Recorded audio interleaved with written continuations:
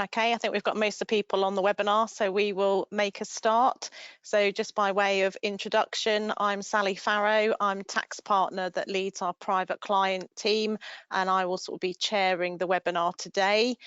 For those that have joined us before, we're going to do the normal format. So the first approximately 45 minutes will be spent going through the presentation. Then there'll be an opportunity for any questions and answers before we look to close at about 1 o'clock. We do have lots of content, so we'll try to stick to that as much as possible. So in terms of some housekeeping points, you will all be on mute. So if you want to raise any questions, then please add them into the question box. And as I say, we'll pick them up at the end of the webinar. There will be some interactive polls throughout the webinar, so please get involved and answer those. I have to say, I'm not going to name which presenter, but I think one of them is pretty tough and is going to be testing your tax knowledge. So it'll be interesting to see how many people get that one right. There'll also be a recording of the webinar that we'll provide at the end, so you can share those with colleagues and connections as well if anybody couldn't be with us today. And it'll also be available on our website.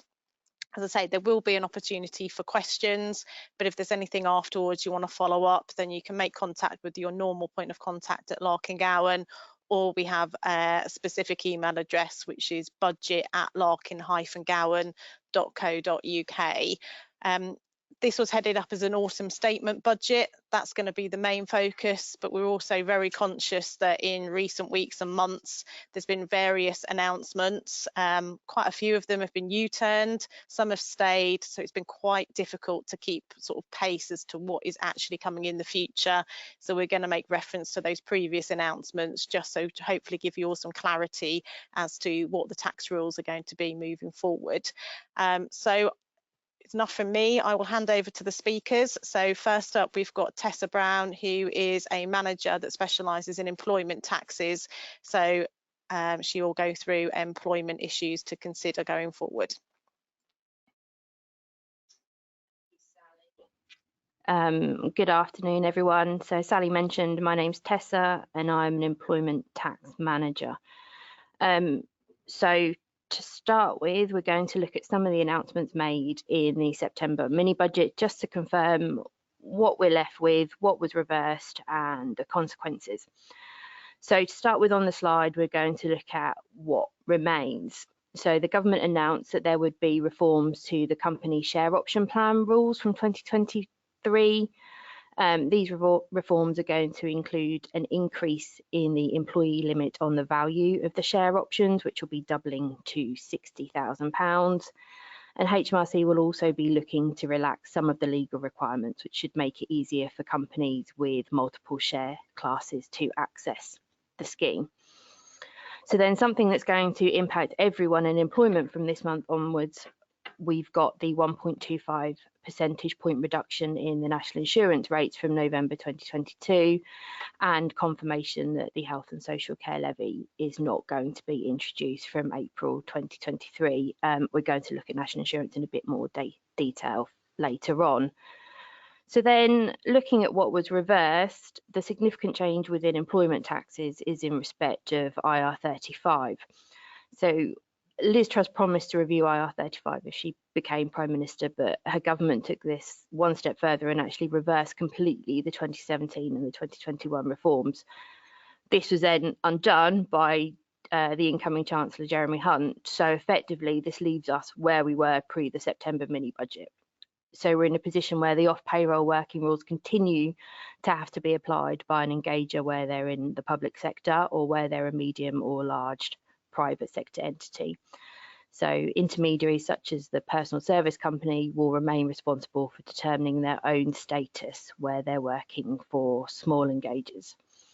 So before we move on to the rest of the content, I've got your first poll for the day. So your question is, freezing the national insurance threshold for employers until April 2028 is going to yield how much income for the Treasury? 2.5 billion, 25 billion, or 250 billion? And I'll give you a couple of minutes to input your answers.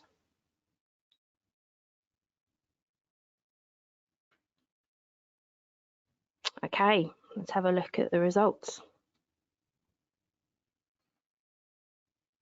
So we've got a mixed bag with answers for all of them, but the majority is correct at 25 billion. So the yield is expected to be on average 5 billion over the next 5 years, which is going to add to the significant combined payroll yield, which is looking to be approximately 440 billion in the current tax year.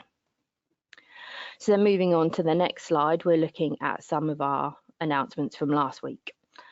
So we've got confirmation that the company car tax rates for electric and ultra low emission vehicles will be increasing by 1% a year each year for the 3 tax years starting from 25-26.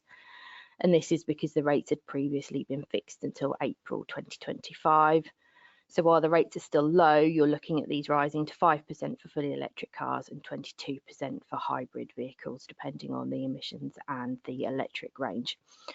So rates for all other vehicle bands will be increasing by 1 percentage point up to the maximum of 37% in 25-26.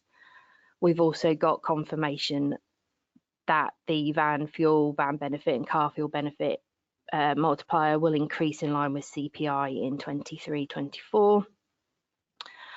We've then got a significant increase in the national living wage, which will be increasing from £10.42 to £9.50, or from £9.50, sorry, to £10.42.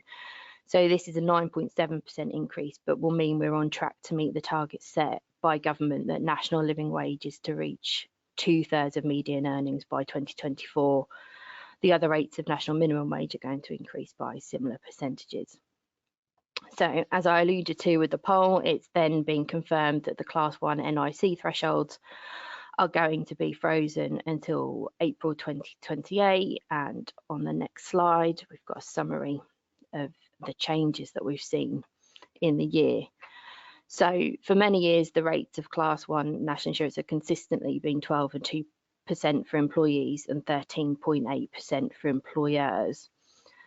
From April 2022, these rates were increased by 1.25 percentage points to 13.25%, 3.25% and 15.05% respectively.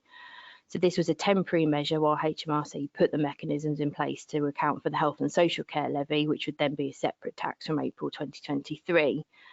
However, from the November pay periods, the rates of Class 1 are going to revert back to 12 and 2% for employees and 13.8% for employers. And it's been confirmed that the 1.25% health and social care levy is not going to come into force as that separate tax from April 2023.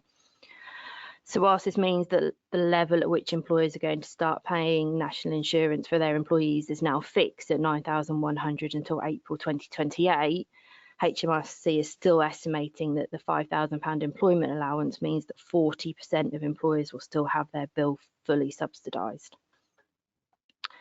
So given that we've had changes in both the rates and the thresholds this year, I thought it'd be helpful just to pull together a brief example of what it might have looked like for an employee throughout the year. So on this slide, we've got an example of an employee earning £2,750 monthly. So for the pay periods up to the 5th of July, they would have been paying employees NIC on earnings over £823 a month at a rate of 13.25%. Employers would have been paying NIC on the earnings over £758 at a rate of 15.05%. So you'll see in this example, that means contributions from the employee of £255.33 and employer contributions of £299.80. So Rishi Sunak, in his previous role as Chancellor, announced that from July, the primary threshold for employees would then be increasing to match the tax personal allowance. So that means between July 2022 and November, our employees then only going to pay employees NIC on earnings over £1,048. So while they're still paying at 13.25%, there's an overall cost reduction of over £29 a month. At this point, nothing had changed for employers because there wasn't a corresponding increase in the secondary threshold. So then moving on to where we are now at November, and we've got the confirmation that the temporary increase in NIC has been reversed. So this means that our employee is now paying NIC at 12%, which would mean a further reduction in their bill by £21.27 a month. And we've also then got an impact for employers who will revert to paying 13.8%. So we've been promised this is the last update on NIC that you're going to need from me until April 2028. So on that note, I'm going to say thank you for your time this afternoon and hand you over to Chris, who's going to talk about some of the personal tax changes. Thank you, Tessa, and hello everyone. I work in the private client team and advise individuals and trusts on tax planning and tax reporting matters. So Tessa's talked about national insurance for the employed, and this is a slide on national insurance for the self-employed. As with Class 1 national insurance, Class 4 national insurance for the self-employed has also seen two changes during the year, resulting in the figures shown for the 22-23 year.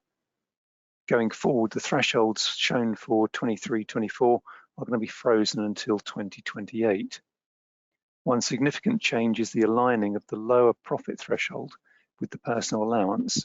This will enable anyone with self-employment profits below £12,570 to choose not to pay Class 2 national insurance. However, they may well wish to do so in order to maintain their national insurance record for benefits purposes. Moving on to income tax, a lot of the headline allowances, such as the personal allowance, were already frozen until April 2026, and the Chancellor has now announced that this will continue until April 2028. Ever since 2010, the personal allowance has been restricted once income exceeds £100,000, which creates a marginal tax rate of 60% for most income, but 50.625% for dividends.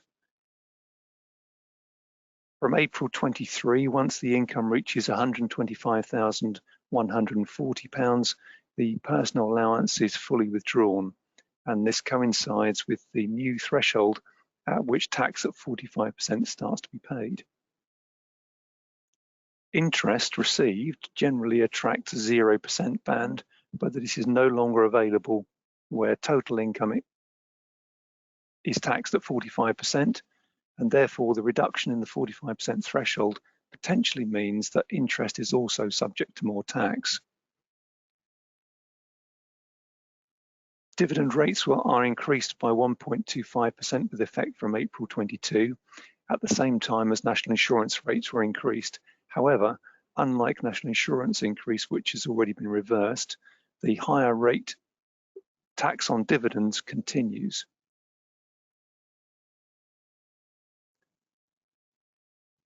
One allowance cut in the autumn budget was the dividend allowance. The increased tax rate shown on the previous slide, combined with the continued reductions in the dividend allowance, show how this is one form of income which is being hit particularly hard, potentially reducing the benefits of trading via a company rather than as a sole trader. We're now going to look at a couple of examples. This example illustrates the changes announced by the government for income tax and national insurance. It shows the impact of freezing the personal allowance, national insurance thresholds, and basic rate band for an employee earning an annual salary of £33,000 for the 4 years through to 24-25.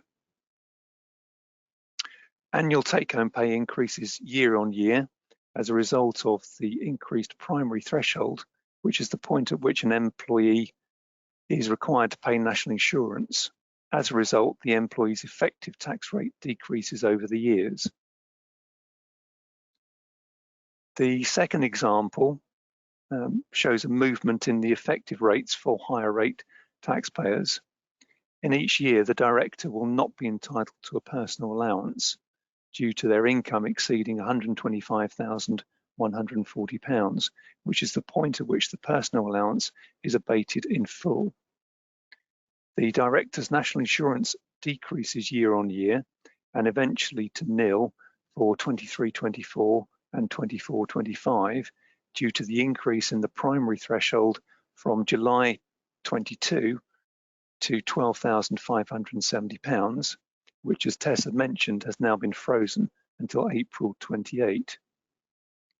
The income tax payable on dividend income increases for 23-24 and 24-25 as a result of the reduction in the 45% tax rate threshold from £150,000 to £125,140, and the reduction in dividend allowance from £2,000 currently to £1,000 next year and to £500 for the year after that.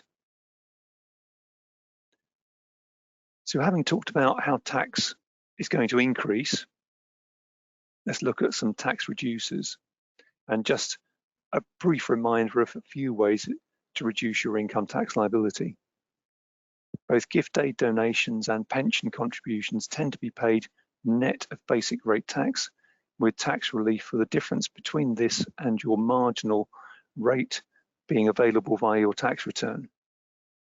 For those with income levels between £100,000 and £125,140, such payments could mean reinstating part of your personal allowance and an effective tax relief of up to 60%. For those with income levels between £125,140 and £150,000, careful timing of such payments could enable tax relief at 45% in 23-24 rather than 40% during the current tax year. Moving on to look at other allowance. The married couples allowance is only available where one of the couple was born before April 1935, but both this and the blind person allowance have been increased in line with inflation. The mini budget delivered in September saw an increase in the amount which can be invested annually in seed enterprise investment scheme companies. The slide gives a reminder of the income tax relief available for EIS and VCT investments. And EIS investments can also enable capital gains tax relief to be claimed too. So moving on to look at capital taxes, it had been speculated that the reasonably low capital gains tax rates of 20% for most assets and 28% for residential properties, which reduced to 10% and 18% respectively for basic rate taxpayers, could be increased. However, instead, the Chancellor has chosen to reduce the current annual exemption of £12,300 by a little over half in April 23 to £6,000 before halving it again to £3,000 in April 24, and the allowance for trusts typically being half of all of these figures. Now, this could potentially bring more people into the scope of capital gains tax, and it should be remembered that those chargeable to CGT on residential property are required to declare the gain and pay the tax arising within 60 days of completion of the sale. The IHT threshold will now remain at £325,000 until 2028, the same level as it has been since 2009, and this potentially means that more people are going to be caught by IHT, and planning either involving gifts, trusts, or IHT efficient investments may be worth considering. One change which had already been announced in respect of CGT is for married couples who are separating. Married couples and civil partners are currently able to gift assets without giving rise to a CGT liability. In these instances, the partner receiving the asset inherits the base cost of the other. Currently, this rule continues until the end of the tax year of separation, after which point gains are calculated based on the market value of the assets. This has typically meant couples facing tax liabilities when they come to finalise the transfer of assets, which can often be a year or two after separation. Fortunately, the government has recognised that tax isn't usually at the front of people's minds when they come to separate, and the current rules can be unfair. Therefore, for asset transfers from 6th of April 2023 onwards, the no gain, no loss rules continue to apply for the 3 years following separation. Any couples whose separation became permanent during either 2021 or 21-22 may therefore wish to consider waiting until after April 23 to finalise matters, so enabling assets to transfer without incurring a CGT liability. One of the biggest changes already announced for any unincorporated business with a year end other than 31st of March or 5th of April is the method by which their taxable profits are calculated.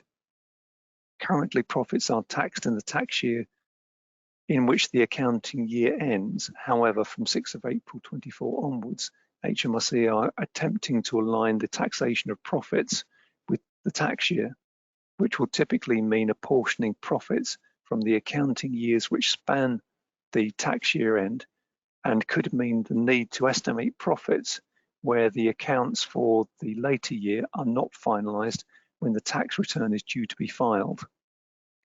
The 23-24 tax year will see a transition between the two systems. Now, if the transition results in additional profits, these can be spread over a default 5-year period, but there is provision for accelerating the spread if circumstances make it desirable. It is worth remembering that the transition year, which is 23-24, coincides with the lowering of the additional tax rate threshold, potentially increasing the tax impact. Now, to simplify matters, accounting periods can be aligned with the tax year end or 31st of March.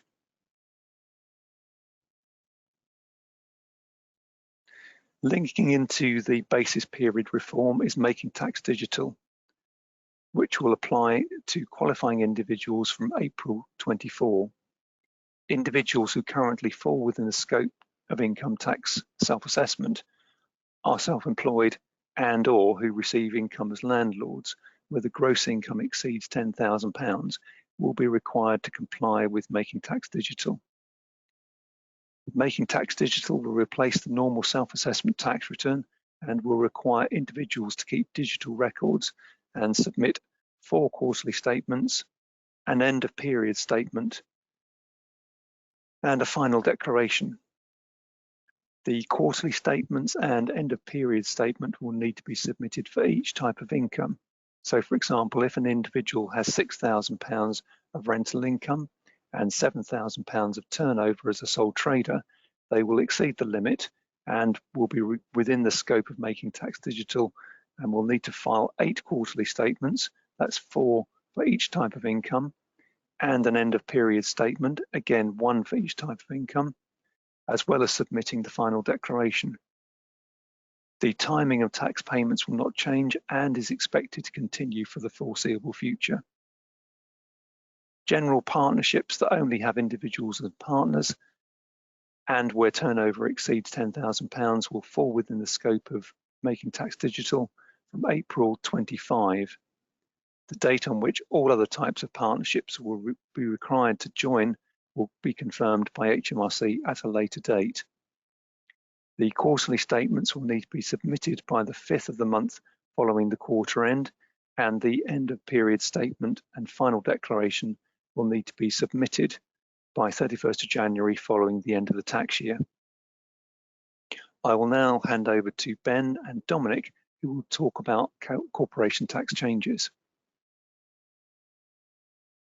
Thank you, Chris, and good afternoon, everyone. My name is Ben Greaves. I work in our corporation tax team, and along with my colleague Dominic Carter, we'll be taking you through some of the changes that impact businesses that were announced last week, but also changes that we've known for some time that have been reversed and reintroduced. So hopefully we can draw a line and summarise where we are. So firstly, capital allowances. Just to recap, capital allowances are a tax relief available to businesses to incentivise investment in capital expenditure. There was no change announced last week to the rate of writing down allowances, which will remain at the 18% reducing balance basis for the main pool and 6% reducing balance basis for the special rate pool. The super deduction, which was a measure which was announced last year, has been available to companies for investments in qualifying capital expenditure since the 1st of April last year and will end on the 31st of March next year. For expenditure incurred in that period, companies have been able to claim a 130% enhanced deduction on qualifying plant and machinery expenditure and a 50% first-year allowance for qualifying expenditure on special rate pool expenditure, and those tend to be fixtures within a building, integral features, or long-life assets. There is a potential clawback or balancing charge where a super deduction has been claimed, and if an item of machinery has been sold before the 1st of April next year, on which super deduction has been claimed, the disposal value that the asset is sold for is multiplied by a factor of 1.3 to arrive at a taxable balancing charge. For disposals after the 1st of April next year, that balancing charge scales down until it reaches a factor of 1. The annual investment allowance is a relief that's been with us for a number of years now and provides businesses with a 100% tax deduction on qualifying investments up to an annual limit. And it's that limit that was subject to and was part of the announcement last year. The limit will remain at £1 million, whereas it was set to drop to £200,000 on the 1st of April next year. Instead, it will carry on at 1 million permanently. And then finally, the government will legislate in spring finance bill to extend the 100% first year allowance for electric vehicle charge points until the 31st of March 2015. That relief was set to be abolished on the 31st of March next year, but will be extended for corporation tax purposes and until the 5th of April 2025 for income tax purposes. Next slide, please. So moving on to corporation tax rates. As a reminder, corporation tax rates will be going up to 25% from the 1st of April next year. Marginal relief will apply to companies with taxable profits less than a limit of £250,000, and the rate of 19% will stay in place for companies with taxable profits exceeding £50,000. Those limits are divided by the number of associated companies, broadly speaking, companies under common control. And some investment companies will not have access to that 19% rate and will instead be taxed at the full 25% rate. So just to perhaps explain that a bit simpler, profits up to the £50,000 limit will be taxed at 19%. Those above the £250,000 limit will be taxed at 25%. Profits falling in that band will be taxed at a marginal rate of 26.5%. And this may present opportunities for tax planning that we haven't had to consider for a few years now, in that groups may consider using losses in order to bring profits of any individual company out of that marginal band where profits are taxed at 26.5%. As I mentioned, broadly speaking, an associated company is another company that's under common control, so controlled by the same person. But there will be some complicated rules around situations, for instance, where a husband controls one company and his wife controls another company. Next slide, please. So here is an example where a Mr. Smith, who holds shares in Smith's Sundries Limited, and he holds a 100% interest in that company, also has control of another company, Smith's Associates Limited, by virtue of owning more than 50% of that second company. So just to illustrate the tax liabilities that will arise on various profits for Smith's Sundries Limited, the bands are divided by 2. So in the first column, we can clearly see that the profits are below £25,000, so the profits are taxed at 19%. And in the far right column, they're clearly above £125,000, so are taxed at the full 25% rate. The profits in the middle are taxed at the marginal rate. So the first £25,000 are taxed at 19%, and then the remaining at 26.5%. The calculation in the box, which is quite complicated, and I won't take you through it, is that which we will use to calculate the marginal relief that can be claimed. Fortunately, most software packages will carry out that calculation for us. So we move on to a question now, and the question is, in this diagram, how many associated companies are there? We have a shareholder that has a 100% interest in UK Company 1, which in turn has a wholly owned subsidiary 1. It also has a Swiss resident subsidiary, wholly owned also. The same shareholder has a 60% stake in UK Company 2, which in turn has a 40% stake in UK Sub 2. The question is, how many associated companies are there for the purposes of dividing the small companies rate band? Just give you a couple of moments to think about that.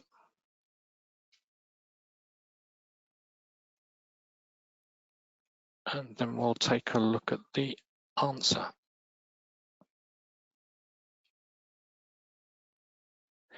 Yes, it's the majority have got it correct. It's 4. If we can just take a look at the structure again. We have to include the overseas subsidiary, which perhaps might have caught a few people out and ignored it. We ignore sub 2 because it's a less than 50% effective interest held by the shareholder. So the 4 are Company 1, Company 2, Sub 1 and Swiss Sub. Next slide, please.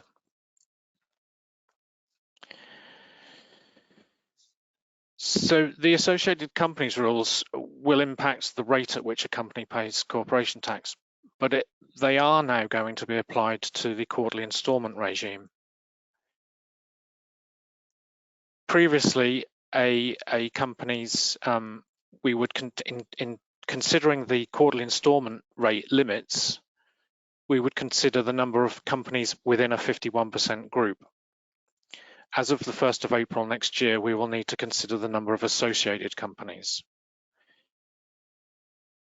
which is a different definition. And I think we're going to see many more companies coming within the quarterly instalment regime that weren't previously, because those bands are going to be diluted down further. Just as a reminder, if a company's taxable profits exceed 1.5 million, divided by the number of associated companies now, tax is payable by quarterly instalments. Just to note, though, that the first year a company exceeds those limits, provided its profits remain below 10 million, again divided by the number of associated companies, there should be a year of grace, meaning instalments are only due for the second consecutive period the £1.5 million limit is breached. If taxable profits happen to exceed 20 million divided by the number of associated companies, then we're into the very large company regime for quarterly instalments, which accelerates the due date for payment by 4 months. And finally, just as a reminder, the loss carryback, the temporary loss carryback extension has now ended, but there may still be time to get a claim in for any periods ending before 31st of March 2022. Although companies may wish to consider hanging on to losses, because to carry them forward and set them off at a 25% rate is clearly better than carrying them back and getting a refund at 19%. And so now I'll hand over to Dominic to take you through some of the other changes.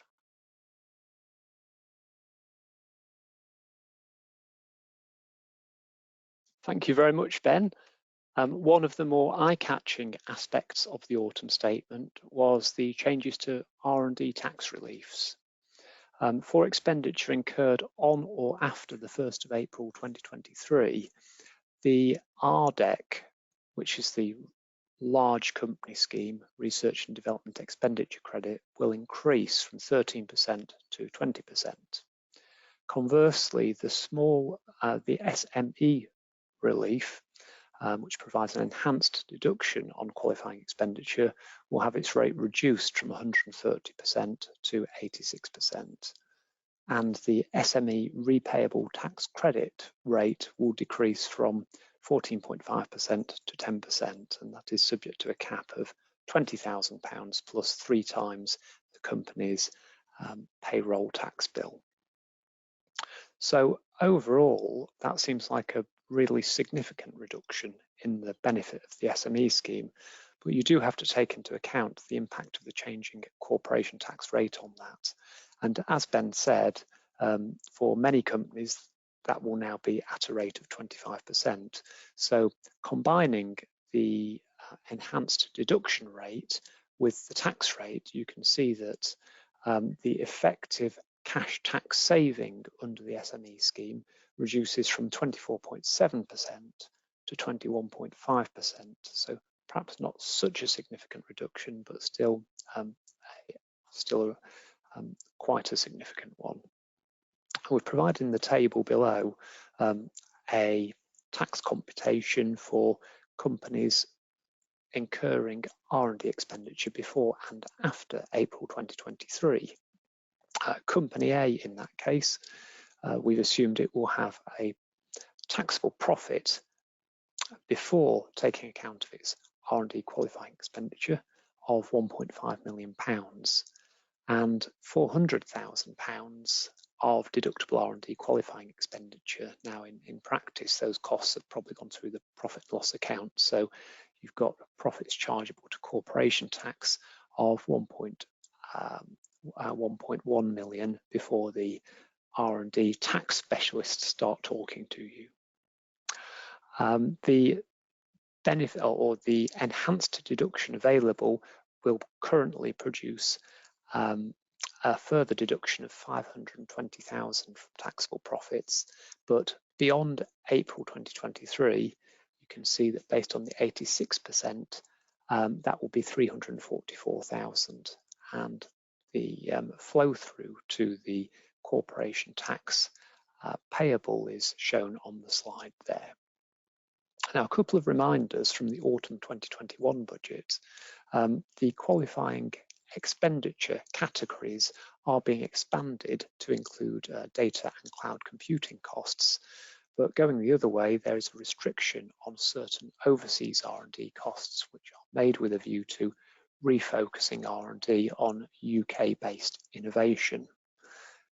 In addition, there are certain measures being introduced to target abuse and improve compliance with the regime, and those include the requirement for claimants to make a claim notification within 6 months of the end of their accounting period, new powers for HMRC to recover overpaid credits, and additional information requirements for what needs to be submitted along with claims. And as those measures had been previously announced, we had, I think, thought that those would be HMRC's main weapon in addressing abuse within the system, but it does seem that they felt they have to further dampen that down by reducing the SME rates, and different people will hold different views as to whether that is the right method of doing that. There is, however, a second dynamic at play, which is that HMRC are generally looking to see how they can secure best value for money from the amount of tax relief that's given for R&D, and that has led to an intention to rebalance the generosity of the two respective regimes. Next slide, please. Bonus versus dividend is a question, an evergreen question really, that we've often had to consider in the past when looking at which is the more effective way of extracting profits from a company, and which is more tax efficient. Of course, there are other methods available such as pension contributions and benefits. The question of bonus or dividend has generally been a relatively straightforward one over the last few years, and dividend has proven, taking account of the personal and corporate implications, to be the more efficient route. But that's probably about to change. It's probably going to lead us to work a bit harder and to look at some of these on a case-by-case basis.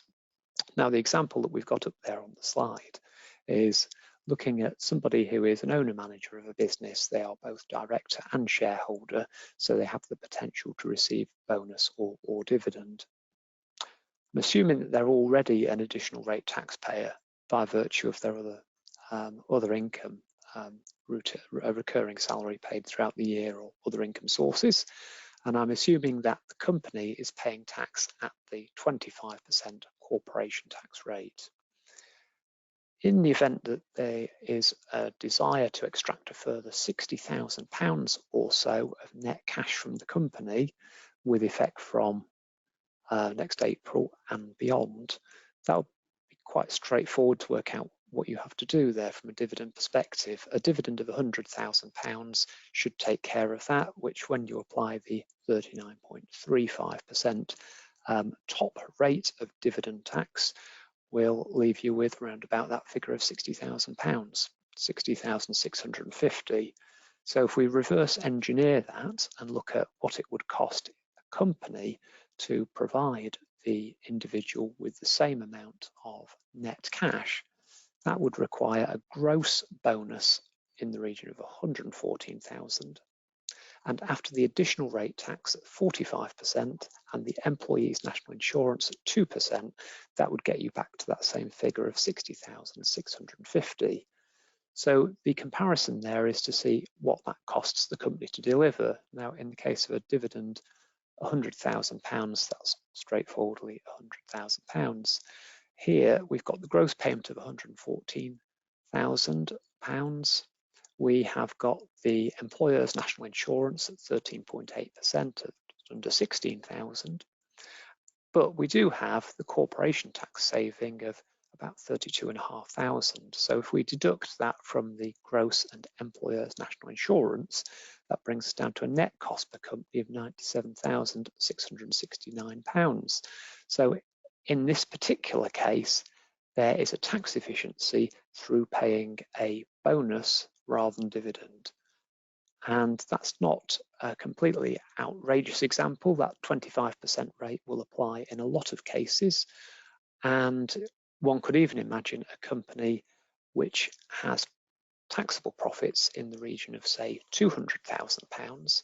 And based on the logic that Ben set out earlier, that would be quite attractive for it to adopt a bonus route, because that would eliminate profits that would have been chargeable at an effective rate of 26.5%. So that really does show that we will need to consider these matters on a case-by-case basis going forward. Next slide, please. Stamp duty land tax. If we go back to the mini budget, there were some announcements made there. Firstly, the nil rate threshold on residential property was increased with effect from 23rd of September. The threshold was doubled from 125,000 to 250,000. So a whole £250,000 subject to the nil rate. Companies and other purchasers who are subject to the surcharged rates have to pay the 3% surcharge effectively on the first 250,000. And in both cases, that represents a maximum tax saving of £2,500. Now, at the same time, the first-time buyer relief was increased. The amount covered by a nil band was increased from 300,000 to 425,000. And the maximum amount that could be paid for a property remaining eligible within the first-time buyer relief was also increased from 500 to 625,000.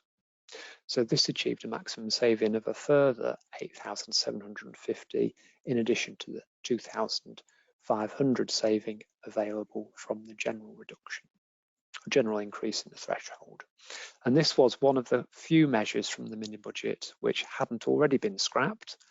The main development which took place on budget day was the Chancellor announced that this would now become a temporary measure effective until 31st of March 2025. For those of us who are stamp tax enthusiasts, we would note that there have been no changes as yet in respect of commercial property, where the maximum rate remains at 5%, or indeed in relation to mixed-use property acquisitions or multiple dwellings reliefs. And those are two areas which, after the last autumn statement, the government consulted on, HM Treasury consulted on, with a view to finding ways of addressing perceived abuses within those two regimes, but no developments as yet. And the last slide, please. VAT and customs duties. VAT registration thresholds have remained at £85,000 since 2017 and will remain so for a further 2 years from April 2024. And that's a generous threshold by international standards, but the impact of those frozen thresholds and inflation may well result in more businesses being pulled into a mandatory VAT requirement, VAT registration requirement. And lastly, on duties and tariffs, tariffs on imports of over 100 products are to be suspended for 2 years, including items used in bicycle manufacturing and food production. And with that, I shall hand back over to Sally for the Q&A session. Thanks, Dominic. I think I'm going to be joined by all the speakers on screen so we can go through. We have had some questions come through. We're also going to be joined by Gilly McGill, who is a director who specialises in VAT. So just in case we got any difficult VAT questions that we wouldn't be able to answer, we've luckily got Gilly on hand as well. So looking at the questions, I'll take the first one because it's easy and it's not tax related, so I can answer that. Somebody's just asked if they'll get a copy of the slides, so I can confirm that they will be emailed out after today's presentation, so you will have those to refer back to. Looking at some of the other questions, so first one's probably coming your way, Tessa. So with the seemingly continuing to rise, so with wages seemingly continue to rise, has there been any impact analysis for the effect on employers on having their secondary NIC threshold frozen until 2028? Thanks, Sally. I think the short answer is no, not for the budget. The analysis and the costings for the budget only looks at the difference between what the yield is now going to be and what the yield would have been if the thresholds have been uprooted by or uplifted by CPI. So I'm assuming therefore that wages are assumed to be static. So I think the real cost and the yield to HMRC will probably be much higher than the 25 billion in the policy costing. Thanks, Tessa. Another question, probably direct this one to Ben. Somebody has solar panels on their business premises and occasionally they sell power back to the grid. They heard about the electricity generator levy on the budget. Will we be taxed more on the excess energy that they produce? Okay, thank you. No is likely to be the answer. The limit has been set on to apply the rules to extraordinary returns of over 10 million, which I'm taking to be profits of over 10 million. So even sunny East Anglia isn't that sunny. Excellent, thanks. Sorry, Tessa, you're quite popular today on employment taxes, so over to you again. So I think this is like linking into the IR35 compliance in that it can be quite difficult to actually work out what somebody's status is. So somebody's asked whether we're likely to see a statutory employment test being introduced. I think they're likening it to what we saw maybe a few years ago for personal tax in terms of when people went non-resident, we had a statutory residency test introduced to help us. So do you think we'll see a statutory employment test? It's a really good question, and there has been a consultation on this precise point. We fed back that actually a legislative test like the residence test would be really helpful. But the most recent feedback that we've had is that hybrid working from home has added complications to the whole status discussion. So for now, I think that's probably going to be parked. So in the short term, I think probably not is the answer. Okay, thanks, Tessa. Chris, we'll do a question for you now, which is connected with making tax digital. So somebody's asked whether HMRC will be providing their own software to help people meet their requirements, or is it a case that they're going to be expected to go out and buy software from a third party themselves? Interesting question, Sally.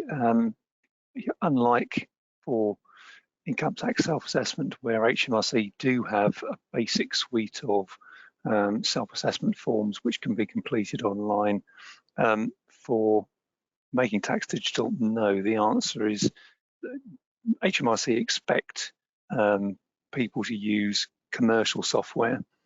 HMRC have helpfully kind of had a look and sanctioned some of those software suppliers. So if you go to the Revenue website, you will find a list of them. As a firm, we have been trialing some of them with our clients, and in addition to the sort of brand leaders or market leaders, I should say, of Xero and Sage and those kind of people, there are probably the one we're going to be going with and recommending is something called Hammock, which is a very good piece of software, but there are numerous others out there. Thanks, Chris. Question for Dominic. So someone's just trying to understand the new corporation tax rates. So they've given a bit of an example to help you sort of make sure they understand. So if your profits are, say, £100,000, do you pay 19% on the first 50,000 and then a higher rate on the second 50,000, or do you pay the higher rate on the whole 100,000? Yeah, that's a really good question, and we haven't seen this for a few years since we last had different rates applicable to small profits and large profits. But the answer basically is it sort of both are correct. Strictly, there is the formula which Ben showed on the slide, and you apply that, and that will produce the answer either 19% or 25%, or within that intermediate band of 50,000 of profits to 250,000, there'll be a marginal relief calculation, which is the calculation Ben showed. It's also correct that, except in a very small number of cases, it's possible to look at it, what are the effective rates of tax that a company pays on each further pound of profit. So in the example of the company with £100,000 profit, and I'm ignoring the possibility of any associated companies here, so I'm assuming we have got the £50,000 and £250,000 thresholds here, that you could equally look at it that the effective rate is 19% on that first £50,000 and 26.5% on the next 50,000, taking you up to the 100,000, I think it was. And the reason why I think it's useful to think of it in those terms is when we're talking about things like in the bonus example that I gave, you can think, well, actually that's quite an expensive amount of profit. It's been taxed quite heavily during that marginal band, and you might wish to look to accelerate any expenditure that you can do to take profits down to the level where you're just paying a flat 19%. So good question, both answers are in principle correct. Thanks, Dominic. Right, so I think we've got one last question, unless anybody has a late entry. And sorry, Tessa, it's for you again. So they've heard that electric cars will now also have to pay road tax each year. Will this impact on P11D benefits? So yeah, that's correct. So vehicle excise duty is now going to be payable on electric cars from April 2025. So for company cars, the short answer is no, because the car benefit rates are now set for electric cars all the way up until 27, 28. If this is a personal car and your costs are being borne by your employer, and so they decide to pay some of your road tax costs, then the position would be different and there'd likely be income tax. But for company cars, no, because we already know what the rates are going to be and they cover all the ancillary costs. Great, thanks, Tessa. So that's all the questions that we've had. So that concludes the webinar today. So thank you for everybody that's joined us and listened. Thanks for all my colleagues for the hard work in putting today together. If anybody does have any further questions that they think of, then don't hesitate to contact us. You can contact your normal contact at Larking Gowen, or on the screen we've got the dedicated budget email address, so budget@larking-gowen.co.uk. So thanks again for joining us and have a good rest of the day.